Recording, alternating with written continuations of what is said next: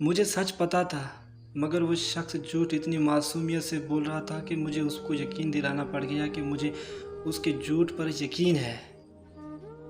हाँ, बस मैंने भी उसको यकीन दिला दिया कि मुझको उसके झूठ पर यकीन है। जब पलकों पे बैठने वाले इंसान नज़रों से गिरते हैं ना, तो देखने का मज़ा ही अलग होता है। बस मैं वही मज़ा ले रहा था। देखो ना यार, जब एक शख्स आपसे इतनी मोहब्बत करता है तो उससे झूठ बोलने का क्या फ़ायदा।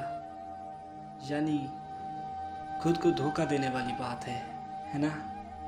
और वो शख्स खुद को ही धोखा दे रहा था, जो कि मैं उसके धोखे पर यकीन दे रहा था कि वो खुद को धोखा दे रहा है, ये मुझे भी मालूम था। और मैं उसी के धोखे को उसको हंस कर देख रहा था।